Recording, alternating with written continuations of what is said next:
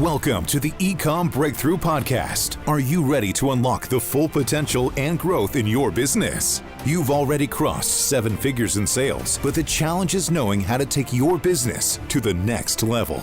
Join Josh Hadley, an 8-figure Ecomm business owner and investor, as he interviews highly successful business owners. Get ready, because you're going to learn specific actions you can take today to help your business reach its full potential and leave a lasting impact on the world. Welcome to the Ecomm Breakthrough Podcast. I'm your host, Josh Hadley, where I interview the top business leaders in e-commerce. Past guests include Adam Heiss, Kevin King, and Michael E. Gerber, the author of The E-Myth. Today, I'm speaking with Yoni Mazor, the Chief Growth Officer and co-founder of GETIDA, a cloud-based technology that analyzes your data, reconciles your inventory, and then case managers file claims for maximum reimbursements on your behalf. Today, we're going to be talking a lot about the things that you might be overlooking as an Amazon seller where you're losing margin, and also where is the puck going in the e-commerce space so that you can start skating towards it. This episode is brought to you by Ecomm Breakthrough Consulting, where I help 7-figure companies grow to 8 figures and beyond. Listen, Yoni, I started my business back in 2015, and I grew it to an 8-figure brand in 7 years. But it took me a lot longer than it really needed to get to that 8-figure mark. And that's because I made a lot of mistakes along the way that made that path a lot harder. There were cash flow mistakes that I made. There were bad product launches. There were bad hires that I made, and not knowing who to hire and how to hire properly. I wish I would have had a mentor along the way that would have been able to help, steer around those obstacles a little bit quicker, overcome those hurdles. So to our listeners that are hitting similar roadblocks or stumbling blocks, and they want to know the next steps to take their brand to the next level, go to ecommbreakthrough.com. That's Ecomm with 2 M's to learn more. And as a special bonus to my podcast listeners, this month I'm giving away one $10,000 comprehensive business strategy audit session at no cost. All you need to do is email me at josh@ecommbreakthrough.com, and in your subject line, say strategy audit, and then plead your case as to why I should choose you and your brand to work with for this month. But today I am super excited to introduce y'all to Yoni. Yoni Mazor is the CGO and the co-founder of GETIDA. Yoni began developing GETIDA after successfully operating a $20 million annual Amazon FBA business, selling fashion brands internationally. GETIDA specializes in Amazon discrepancy analytics and consulting. By utilizing data visibility technology, GETIDA focuses on discovering and managing financial and inventory-related discrepancy with billions of dollars of transactions managed daily. Yoni also comes with military intelligence experience, having served in the IDF Special Navy Intelligence. So with that introduction, Yoni, welcome to the podcast. Thank you, Josh. Thank you so much for having me.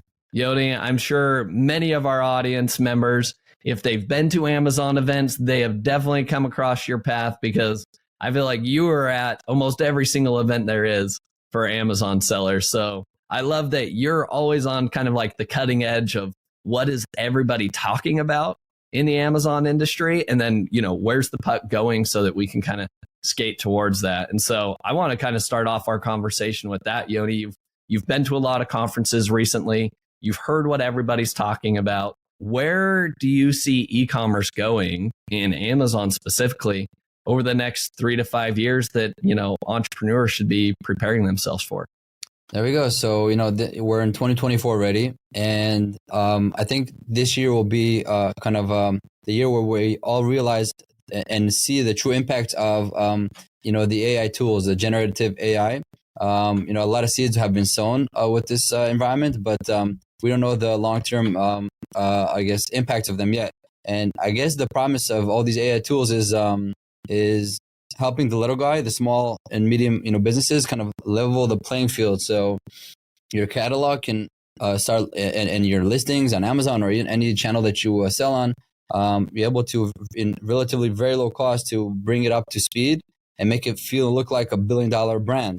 So, make it feel and look like $1 billion brand. So in 2024, we'll see if that promise is being delivered, if the little guys are really making it, work for them. I think that the challenge is that there's the speed of it is so fast. Like I know Sam Altman, there was also OpenAI had a whole turbulence, a few months ago back in November. He was out for a few days, hired by Microsoft. Anyways, even before that, he announced how he created this whole environment where you can start generating your own tools with OpenAI, like your own marketplace is going to create a marketplace. So basically, it'll be interesting to see how some sellers are able to create their own environments, AI environments that are unique and proprietary to them. And by creating those environments, they're able to really be on the cutting edge of, organizing the catalog and the whole business structure and scaling, and really scaling. Because if you're doing 6 figures, 7 figures, or low 8 figures, if you can harness the power of these tools to really scale up your operations effectively with a lean team, that will be the dream. So 2024 will be in the cutting edge of that. I love that. Yoni, are there any AI tools specifically? You mentioned ChatGPT, OpenAI. Are there any tools that, sellers should be aware of or be looking into that you think are going to be a game changer from the AI space? I can mention one that I'm familiar with in our space. It's called Ecomm Tent. I don't know if you heard of them yet before. Yeah, we had Max on the podcast previously. There we go. So Max is up to great things. I know he was also a part of the accelerator. It's an eBay accelerator. I think it's called, there's Y Combinator, the first one, and then the second one, I forgot the name of it. In San Francisco, it's like a 4-month kind of intense accelerator environment where you have to kind of bring your developers and really work intensely on preparing your products to really shine in the market. If you do it successfully, you get funded. Afterwards, you get funded. So he's there and he's gearing up to the next dimension of that. In short, what they do at Ecomm eContent is you're able to plug into their platform and put your image of the product and then really generatively say, hey, I want my product to be on a table with 5 chairs around it and these colors and in this house and these windows, and boom, it creates a whole scene for you in a beautiful way, right? So once again, harnessing the power of technology to make your products and catalog shine, but also on the content side, on your copyright. So I want to, this is my product. I want to, explain it or show it or in text and this kind of mood or this kind of ambiance. So this way you can really craft your listing to the next level.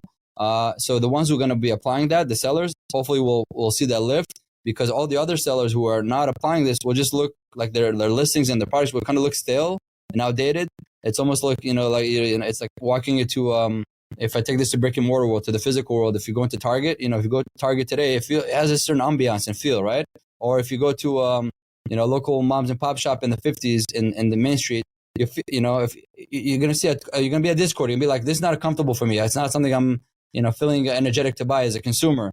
When you go into an old store from the 50s and never got updated, compared to when you go to Target, or as they say, Target, some people with the finesse of it.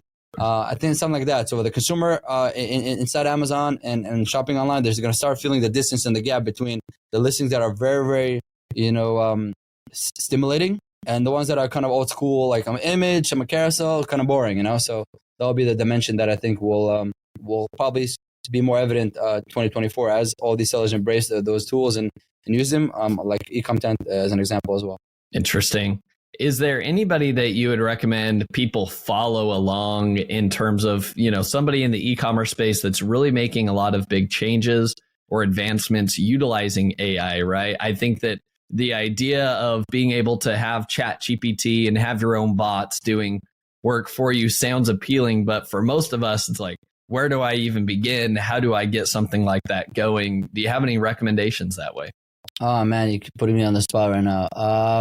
I don't know. Nobody immediately comes to mind that in a meaningful impact, recording this. So as we go along, I'm going to have to see if anything pops up. Too early stage. It's like asking, because it's like in the NBA's in the 70s. You say, who's going to be Michael Jordan in the 80s? He only came a few years, so we don't know who's going to be that Michael Jordan that was able to kind of push the industry forward because we're so, magnetic with his ability to perform with all these tools. So it's early to tell at this point.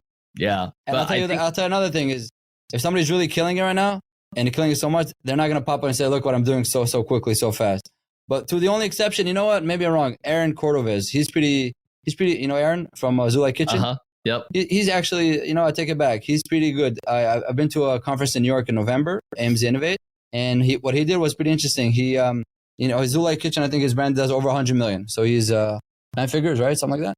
Yeah. So what he did was sellers that were brave enough to say, hey, here are my listings.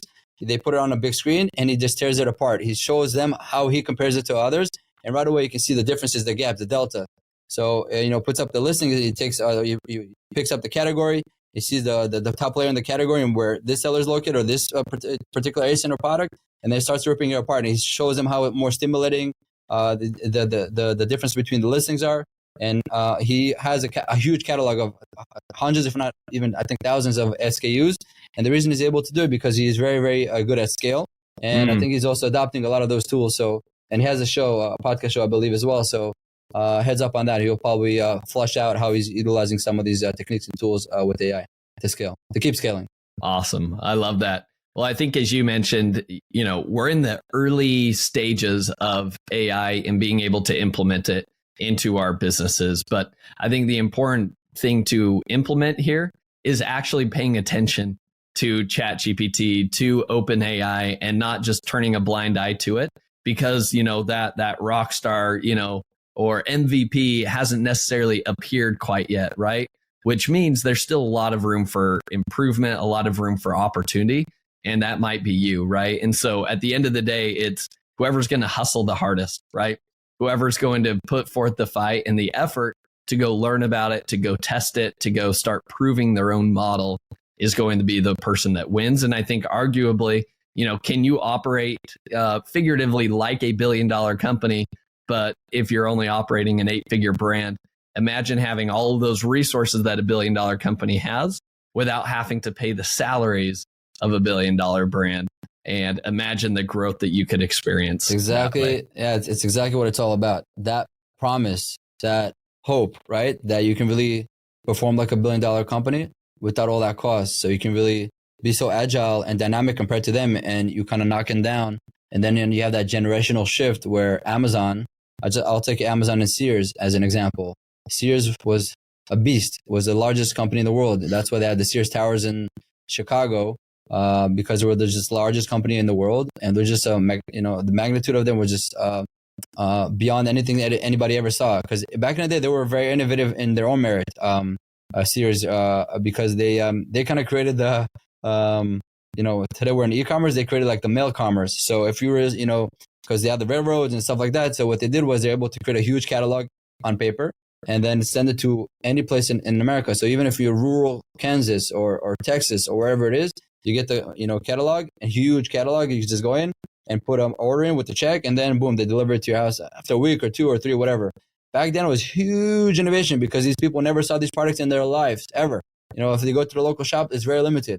All of a sudden, this whole national or international market just and a host of goods and products that comes to their doorstep very easily. That was super innovative, and Sears killed it. And then once the malls came in the 50s, 60s, 70s, they were in every mall. And it had an anchor store, and they just blew up, right? So you would think back in those days, Sears is never going anywhere, right? Nobody can even level up to them. But lo and behold, then you have the Walmart story came in, but Walmart and Sears kind of the same idea. But even Walmart, if you just put Walmart and Sears in the same bucket, they have different endings so far, but Sears already fully collapsed. But Amazon comes in 1994, I believe. That's when they started. And they took the medium of internet and deliver on its promise and level the playing field. So all of a sudden, humongous catalog, bigger than anything that Sears was ever able to print on paper or hold in the store. And then the delivery system, the rest is history. So end result, Sears got fully flushed off, which is, nobody even talks about it, but it's a huge thing that happened, a generational shift. Because Amazon, which was a super little guy, Jeff Bezos in a humble place in Seattle, with the new medium of internet penetrating into every computer, and then the smartphone penetrating to every palm of hands of people around the world, boom, created that generational shift. So once again, on the little guy, the Amazon seller, all these tools, all this medium of generative AI, are they going to be able to start the generational shift where their brands, which are maybe Amazon native, all of a sudden become a household name, and they kind of become a real threat to the big ones. So that's kind of the dynamic that I see in front of me.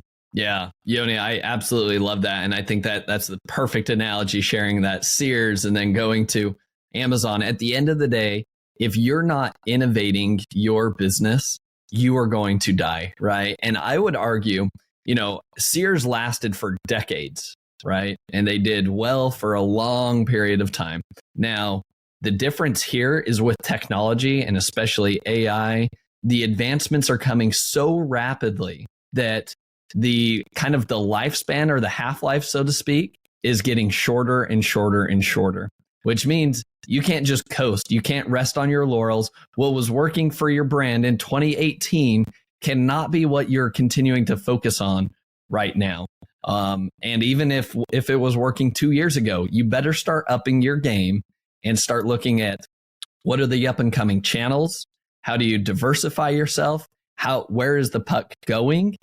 Because if you just continue to stay and do what you've been doing, thinking that you've been making all this money, eventually the tide will change and you're going to be left holding nothing. So I want to give a few analogies, if I may, to kind of reinforce what you just said, because I think it's very, very vital for any entrepreneur listening or watching this. I guess I'll say two things. The first thing is that the sad reality, but I think if you flip it around, it's actually a very exciting reality, is that entrepreneurs ultimately are very comfortable being uncomfortable. You got to get used to it. Never be comfortable. You're always comfortable being uncomfortable because things always change. Now I'm gonna connect this to sports. Think when you're in business, think of yourself you have a sports team. In the sports team, you can play in the field and be actually the athlete. And every year is a new season, and you got to grind to deliver results. And if you deliver well, you're gonna be very well financially rewarded. Okay, so every year is just like that. You can't just sit, like you said, you cannot sit on your laurel. You're an athlete, and athletes constantly have to improve and change because you're competing against other teams. They're constantly improving, so you got to constantly improve. They have better trainers, better coaches, better methods, better strategy, better tactic. It never ends. Every season it's a new thing, and that's why every season there are different kind of champions. It's very grueling for every sports league. So where you're the athlete playing for the sports team, that's fine because you're the operator. But if you want this to be passive income, so think of yourself more like a sports team owner.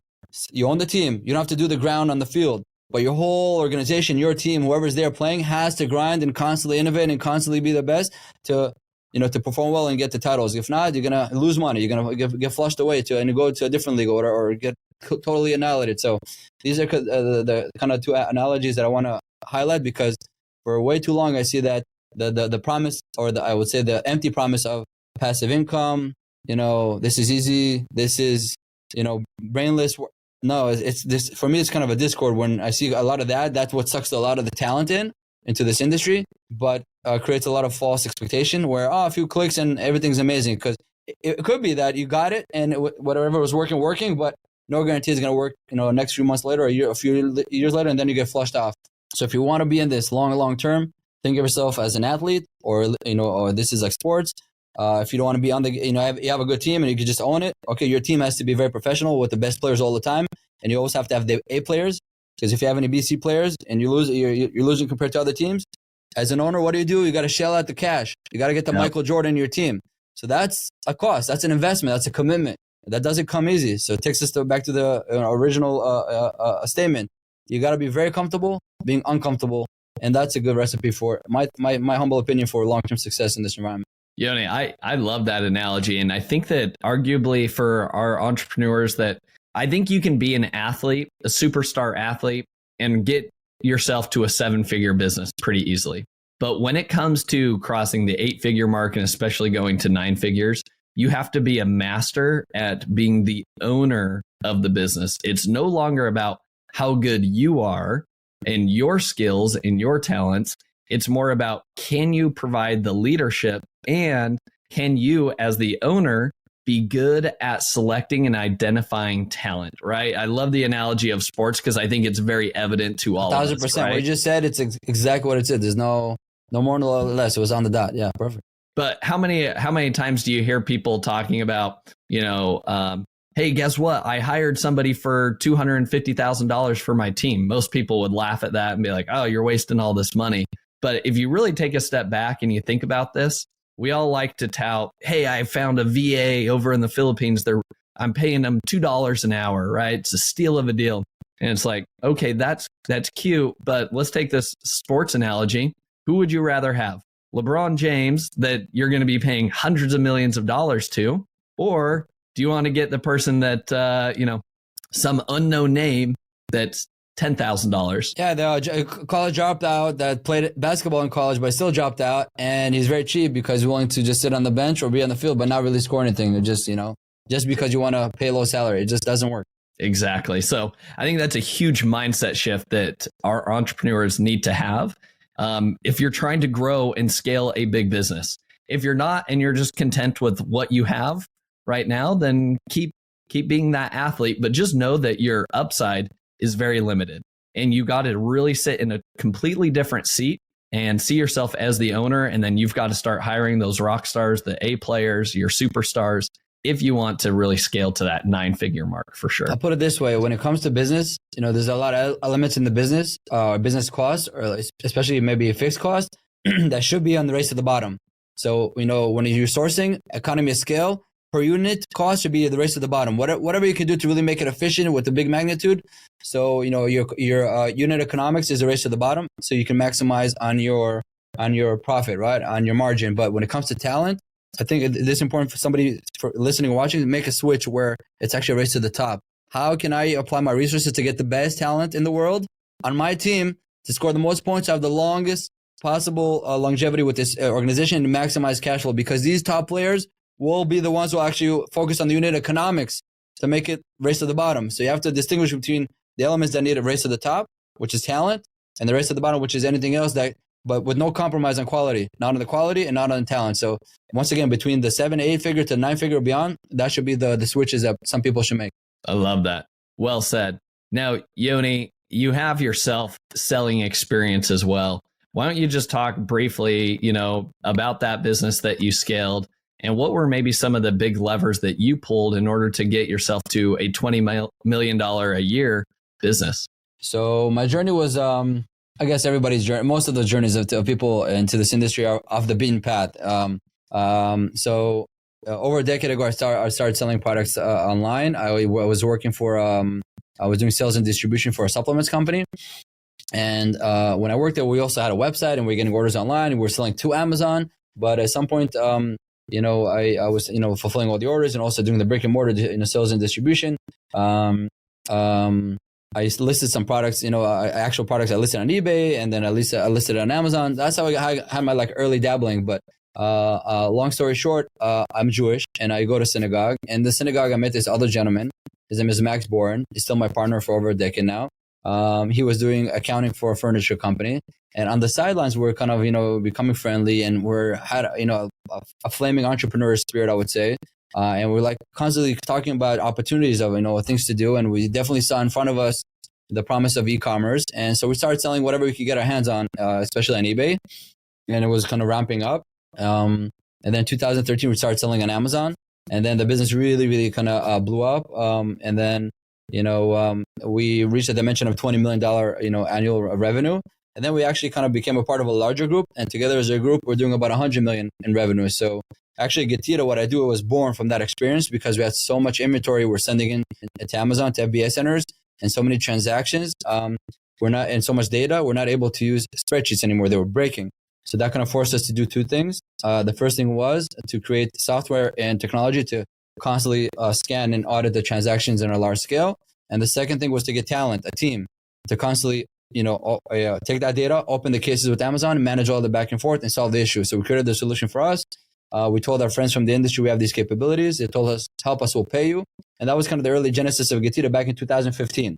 It has its own track. We can put it aside for now. But on the retail side, we had 4 of our own brands. We used to do Travel, Baby, and what am I missing? And Travel, Baby, and Jewelry. And then we also had access to a lot of big brands. But the business really started from me and Max, 2 of us. He was doing more of the sourcing and really the market research, what's working, what's not, what should be sold or not. And I was doing a lot of the operations. So I guess for this episode, I would highlight that, at our peak on the retail side, we had 30 to 40, team members and, in the United States, but also around the world. And it was a pretty strong, intense magnitude. And I experienced all these things you're mentioning of trying to be cheap, on talent, and then getting talent that's simply not productive enough, and they realize, you know what, the premium is worth, the payment. So we focus on hiring better and better, more expensive, but more productive. So at the end of the day, you're just making more of an outcome with the talent that you hire. And now I can shift back to GETIDA today. When we started GETIDA back in 2015, it started small, and then it was just growing organically from word of mouth, because the value proposition with GETIDA is very comfortable. There's no subscription. You don't have to pay anything. It's free to join. It's free to stay. There's no commitment. You can cancel at any time. So it was kind of growing organically for a bunch of years. So in 2019, we made a strategic decision to cash out of retail, and all the profit that we made, we'll plow it into GETIDA. And once our focus, attention, motivation, creativity, and intensity was in one place, instead of split kind of 50-50 in the middle, that's when GETIDA took off, and we kind of took leadership on the niche. So today we're the largest organization in the world focused exclusively on this mission of maximizing FBA reimbursements for sellers. And we have a team of 240 employees in 12 countries. And we audit tens of billions of dollars of transactions daily. So for the past decade, e-commerce put me into all these trails and conditions of scaling with team, with talent on the retail side and dimensions, but also on the technology and solution providing side. So it's been a wild ride. And once again, I'm very comfortable being uncomfortable. So I've been here for more than a decade, and looking forward for another decade or more, so.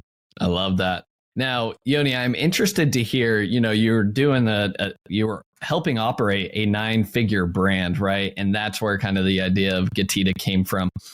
And I think the important thing to really focus on here is that you were trying to capture margin and extra money that was just being lost, right? So tell me a little bit more about that, maybe to our sellers, that if they have not heard about you, I'm not sure how they haven't heard about GETIDA yet, but if they haven't heard about you, what are the ways that Amazon sellers are currently losing money and they don't even know about it? You got it. So, crash course on FBA auditing and reimbursements and what it means to Amazon sellers. So, when you sell on Amazon and you ship your products into Amazon, so let's say, Josh, you shipped 1,000. So let's start with the basics of all basics, and then I'll throw in further complications to give you guys the scope and context of the challenge or the opportunity. So Josh is shipping 1,000 units to Amazon's fulfillment centers. Amazon, instead of receiving 1,000 units, they receive 990 units, right? So 10 units are missing. The responsibility and the onus is on the seller to discover that, and then, open a case with Amazon and bring it to their attention, provide necessary documentation if needed, so Amazon can investigate. And if Amazon investigates and they find the missing units, great. You can sell it, make money, problem solved. But of course, if they don't find it, Amazon does have an insurance policy. And within that insurance policy, they have the reimbursement policy. And when they reimburse you for the loss. And that's just a basic example which most sellers can understand and relate to, because it's very intuitive. I send something, you receive it all, yes or no? ABC of logistics. But what many sellers don't realize is that once the units and inventory are inside Amazon's fulfillment centers, inside the centers, all of a sudden, units get lost, damaged, destroyed, disposed, disappeared, or get overcharged with fees. It's inside the centers, but also between the centers, because often Amazon might move around your products between centers. Let's say from Texas to California to Nevada, to have that 1 or 2 day prime shipping spread. Same elements happen. Units get lost, damaged, destroyed, disappeared, all that stuff. Also from the fulfillment centers to the consumers, the customers, once the orders come in, not all the orders get there. It's not 100% perfect, right? From the consumers back to Amazon with all the refunds and the returns issues. And then you have from the fulfillment centers back to the seller if you do a removal order. So all these logistics friction points, the sellers need to be on guard to find all these discrepancies. And on an annual basis, I can share with you the data and statistics that we have over the years. The discrepancy rate on an annual basis ranges between 1 to 3% from your revenue. So if you do $1 million a year in Amazon, that could be $10,000 to $30,000 you have to kind of be on the lookout for. If you do 10 million, it's 100 to 300,000, and on it goes. So that was kind of the reality we were in. We had $100 million activity, and every year we had to kind of recover 1 to 3 million. And that was material enough for us to say, hey, we're going to apply serious resources to solve this problem at scale. So we have an airtight solution for us. And that's how GETIDA was born unintentionally, because we did share these capabilities with other sellers after they requested it. And that kind of it opened its own track that swapped me, took me in today and to focus on what I do. So at the end of the day, whatever you are doing in revenue right now, you can make your own calculation what 1 to 3% means. Another way to look at it is that for every 100 units you ship to Amazon, between 1 to 3 units is going to experience a discrepancy throughout its life cycle. So, but the responsibility is on you, the seller, to discover it and reconcile it. Now, if you've never heard of this, and this is all foreign to you, you know what to do, no worries. There's solution companies out there that can help with that. We happen to be one of them. So if you ever need help, we're happy to help with that. And we're performance-based. So you don't have to pay anything up front. There's no commitment. It's free to join. It's free to stay. It's very, very comfortable. So you can really focus on what moves the needle and creates a business, which is revenue and sales, sourcing, launching, all that stuff. And for us, we're like archaeologists. We always look into the past. We come with our toothbrushes in the rubble and the sand, and then we brush it until we find this golden nugget. Then we bring it back to your pocket, and only for successful, we get rewarded. So once again, if you never heard of it, now you did, and you can do something about it.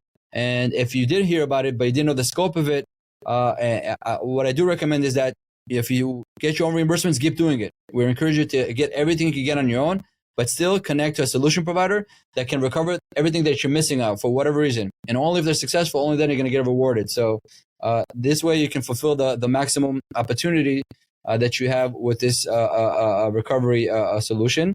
I can share an interesting story, our case study, where a customer became an interesting partner to us for GETIDA. So today our CEO, which is Eitan Wiener, and he's also a partner of the company, he actually started his journey with GETIDA as a client. So Eitan has a very distinctive experience and a resume in the e-commerce industry. He started back in 2008. So he had two very successful businesses that he sold to public companies.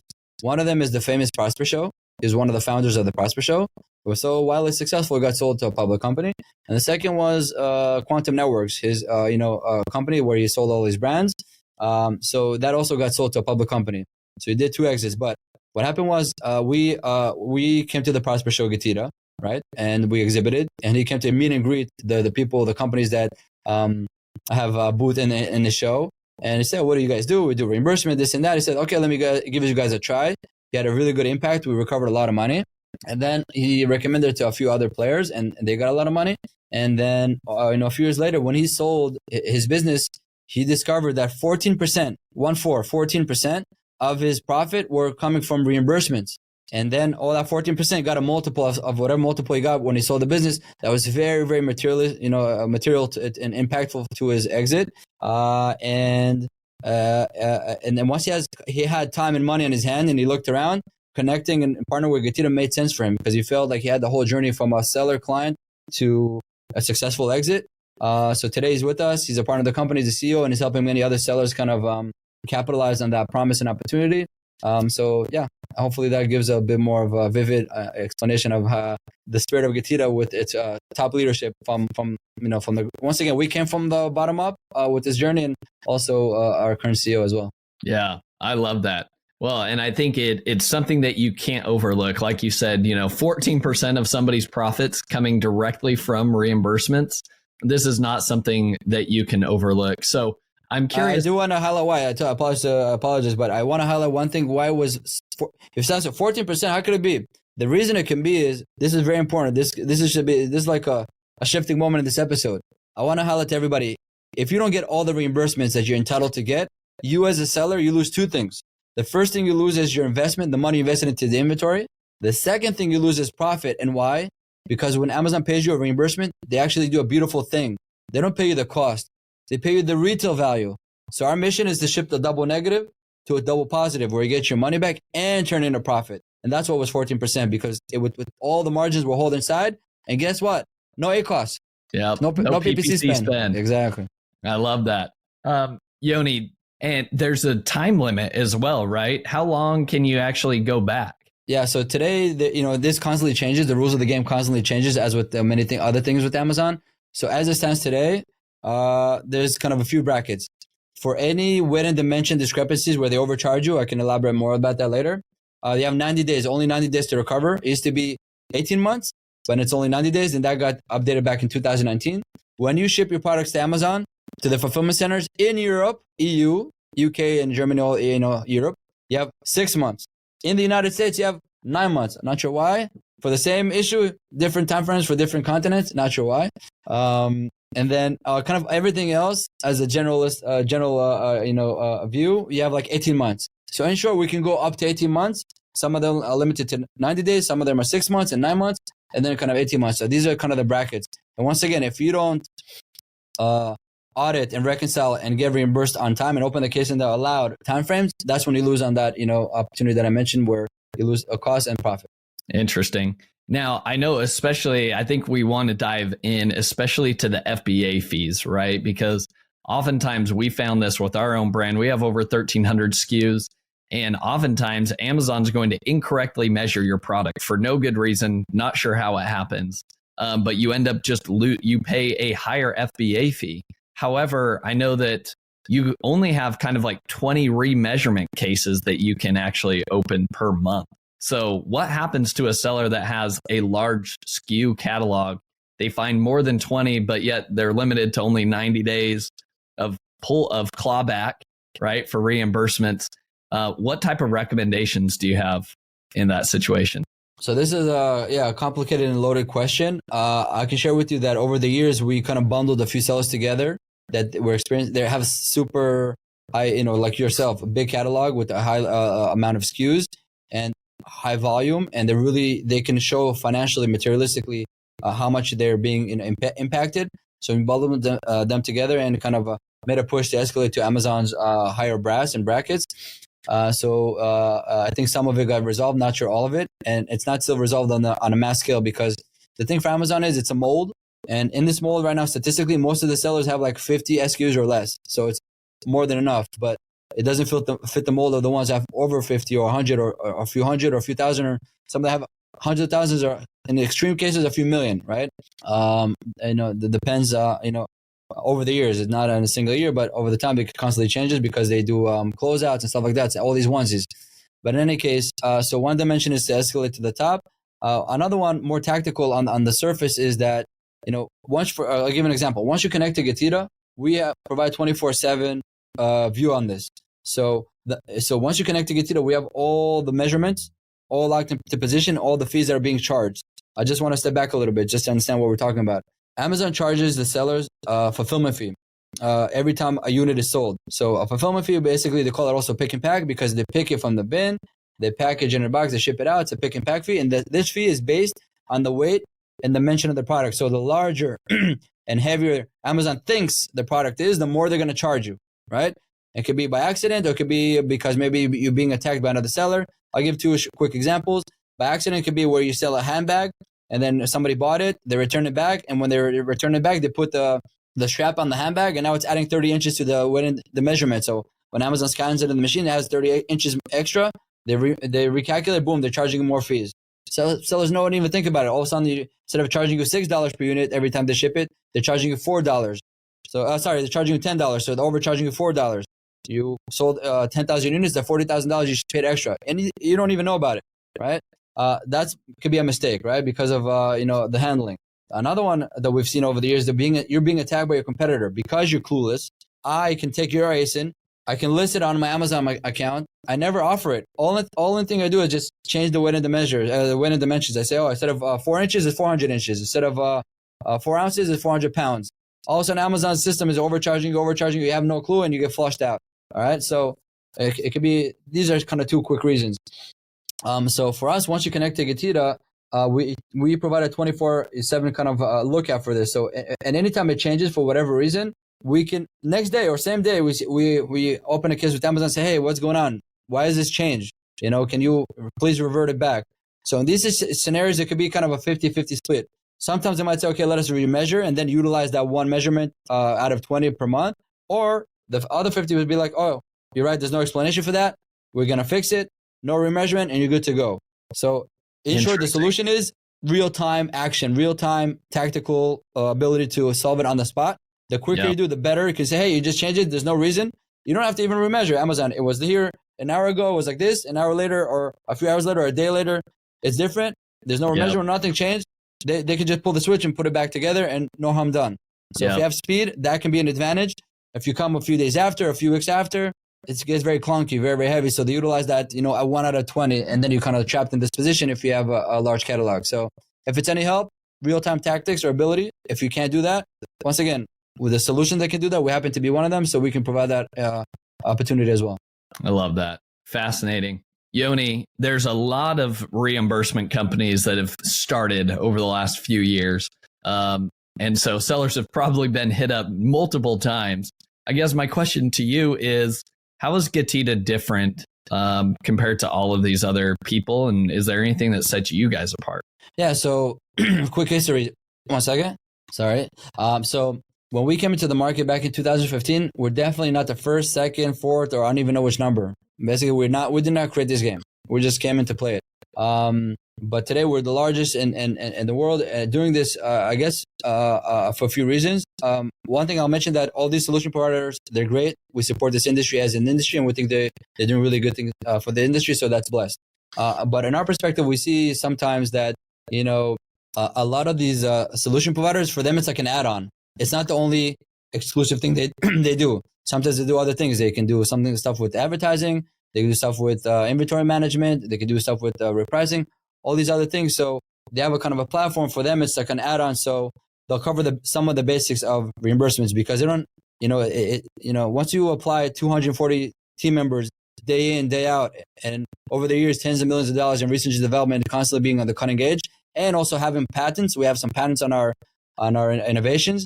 That creates the impact. So the focus, attention, motivation to one thing instead of 4 things or 20 things or whatever it is other providers are doing, I think that makes a lot of an impact, because we're able to eventually compound our ability to deliver more and more.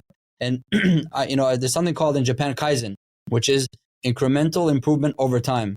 That's what the Japanese invented. That's what created Honda and Toyota, where they're constantly improving over time. So the reliability and the value becomes very, very good long term. So for us, day in, day out, we're constantly improving, where other organizations, they have a group of 1, 2, 4, 5, 20, 30 people, but not all the focus and attention of top to bottom brass is into one dimension. So that creates an impact. And at the end of the day, the impact is the performance. So the maximizing on the recovery.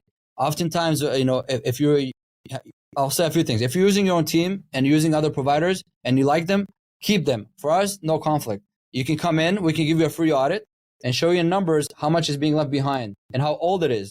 This issue is, 17 months old or 16 months old, which means it's being left behind. It's about to expire. So it's very, very data driven. We live in the data. And then with data, you can make an educated decision if you like us to help you recover that or not, right? And typically you say, hey, this is all money from the dead, money I don't have access to. Only if they get it to me, I pay. So it becomes a very comfortable proposition where over time, that made the difference for many, many sellers. So we became kind of a core element or synonymous for solving this issue because of the focus, energy, attention, which is relentless in one place with no distractions. I'll tell you another thing. Over the years, because we have such a large user base, we have tens of thousands of sellers using us daily, right?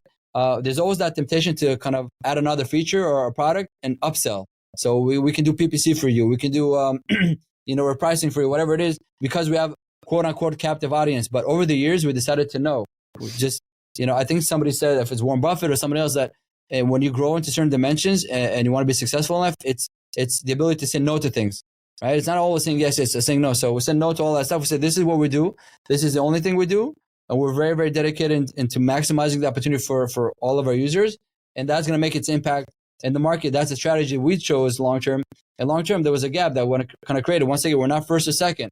And we came in, there was big dogs, but a lot of these big dogs, some of them faded away completely. Some of them are kind of down and under. And for us, we made that strategic decision. At the end of the day, it proved itself.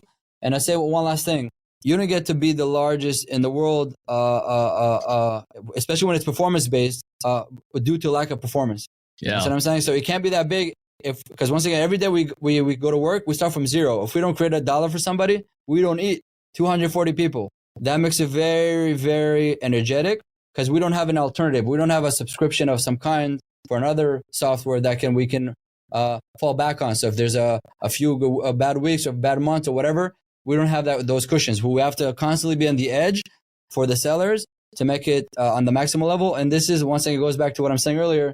We got very comfortable being uncomfortable. And that's our kind of recipe for success because we're constantly energetic on solving. So hopefully this gives a little scope of the nuances. Yeah, you guys are experts at what you do. Now, Yoni, this has been a fantastic episode. I think you've left our audience with lots of gold nuggets to chew on here. As we wrap things up, I love to leave the audience with 3 actionable takeaways from every episode. So here are the 3 actionable takeaways that I noted. You let me know if you think I'm missing something here. All right. Mm-hmm. So number 1, I think if you are not paying attention to the AI space and at least experimenting with creating your own chatbot in ChatGPT or experimenting with some of the AI software that is meant for e-commerce sellers, you're going to be left in the dust. Imagine somebody that's able to figuratively create a structure and have team members like a $1 billion business, but with the salary of an 8-figure business, right? Imagine who's going to win at the end of the day. And that's the opportunity that AI hopefully will afford us. And so at the end of the day, it's best just to dive in and get your hands dirty, experimenting and seeing what works for your brand versus not. Action item number 2 is hiring MVPs or A players. Going back to the sports analogy that we talked about, if you're the owner of an NBA team, who do you want to hire? Are you trying to get the cheapest guys out there possible so that you can have a healthy profit bottom line, right? The answer is no. The healthy profit bottom line comes when your team wins the NBA championship. And that only happens when you have MVPs on your team, right? So who are you hiring? And I think it's just experiencing the mindset shift of, hey, how little can I pay somebody rather than, hey, how do I go find really, really good talent? They might require or command a much higher salary, but the amount of work that they can do and the results they can bring can be 10x what somebody that I'm paying a fraction of the price can bring. Third, last but not least, reimbursements can be a huge catalyst to bringing in additional profits to your business. I think what you highlighted, Yoni, one of the black hat tactics that is out there is one of your competitors could go list your product, go in the back end, change the dimensions, and overnight you could start losing money overall, right? And it would be difficult for you to really see how are we starting to lose money? Nothing really has changed. Now, there's ways that you could eventually go in and see that. Most sellers are overlooking, hey, what am I being charged for my FBA fees on a daily basis, right? How many units were lost in that last shipment? And so, the number you shared, 14% of profits coming from reimbursements. When you start to add a 3x, a 4x multiple to that, and let's say, you have a $1 million EBITDA or SDE, right? That becomes basically another $1 million in your exit. And so, and before that, if you keep on reinvesting this newly found cash, it compounds your ability over time to reinvest in the business, buy more inventory, use it more for PPC.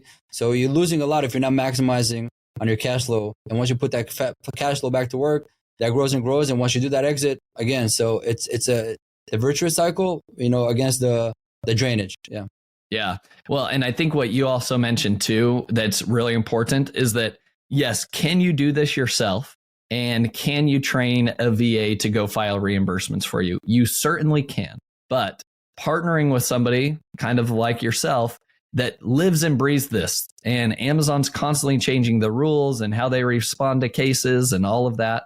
The question you need to ask yourself is, for you as the CEO, is your time better spent identifying new growth opportunities for your brand or trying to solve, these reimbursement issues on a regular basis? So at the end of the day, GETIDA, even if you're getting a cut, it's worth my time to say, hey, they've got this covered. I don't even have to think about it. I will get 14% of my profits back, hopefully, right? And then I can go focus on new product ideas or new channels, new partnership opportunities. That's where the growth comes. So at the end of the day, it comes back to, are you assembling the right team, right? And your right team can be partners, agencies, even software companies that can make a big difference in your business. So Yoni, those are my 3 action items. Anything else you would add to that? Every word will be a waste. It was beautiful. Awesome. All right, Yoni. I love to ask each guest the following 3 questions at the end. So here we go. What has been the most influential book that you've read and why? So this past year I've read Happiest Man on Earth by Eddie Jacko. Really touching story about, he's Jewish gentleman. He already passed away, but he was born in Germany. He survived through the Holocaust, through many camps. but nevertheless, he never lost his spirit, his humanity, his happiness.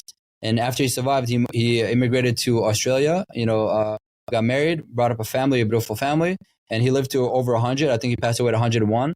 And it became this national symbol for Australia because he went all over Australia and the world, sharing that powerful message of staying happy and optimistic through major challenges and troubles and catastrophes. So that was a very powerful book that I read lately that I highly recommend. Awesome. I love a good new book recommendation. I have not heard that one. And an Amazon seller recommended to me, somebody from Australia, an Amazon seller from Australia. I was in Mexico on a conference. She recommended it. So thank you for that. I forgot her name, but thank you, Amazon sellers. I love it. All right. Question number 2. What is a new productivity tool or a new software tool that you think is going to be a game changer? There's a software tool that we're using for a while. I think it's a game changer because it provides an extra layer of understanding what the hell is going on in this marketplace. So we use it for our needs to understand where the sellers are at. It's called Smart Scout. It's by Scott Needham. He has his own show, a podcast show, a really good one. It's called The Smartest Seller in the Room. So he's a pretty well-known figure. If you don't know him yet, check him out. But a tool is called Smart Scout. What we are able to do with this tool is to really understand where are the sellers located globally and what's the status of each seller and their health. But if we can do it, it means you, the seller, can do it, and especially hone in on the categories and ASINs and sellers or brands that you're competing with. Because the more you know, the more you understand what works for them, that can work for you, and always stay on top of it or even be more edgier. So I think that's a powerful tool for sellers out there that they should know about. And if you're using it right now, kudos. If you're not, check it out. I love it. I love a good new software tool. All right. Last but not least, who is somebody that you admire or respect the most in the e-commerce space that other people should be following, and why? All hails to the king, Kevin King. He's been around for so long and he never loses edge. He also recently kind of launched his $1 billion newsletter. So it's free to subscribe, and lots of content, lots of tactics, things that work, things that don't work. So, very powerful. So I highly recommend. I agree. We had Kevin King on the podcast. He was one of our first episodes, shared a lot of knowledge. So, Yoni, this has been a fantastic episode. Thanks so much for sharing your insights and your journey as well. For our listeners that want to learn more, they're interested in learning more about GETIDA or following you and your story, where can they find you at? So if you want to check out GETIDA, just visit GETIDA.com, GETIDA.com. All the content is there. We have blog articles about everything that's going on in the industry. We have podcast shows that we're going to have Josh hopefully very soon, or he might be, it could be that you're watching this. He's already on our show. It's called Prime Talk. I can't wait, to capture Josh's story. And so, yeah, that's GETIDA.com. Myself, always available on social media. Just, check me out, Yoni Mazor. I'm pretty active on Facebook and LinkedIn. Any question you have, any thought, any idea, just, warm advice, feel free to reach out. I'm at your disposal. Awesome. Yoni, thanks again for your time and for sharing your knowledge with us today. My pleasure. Thank you for listening. Visit ecommbreakthrough.com for more information.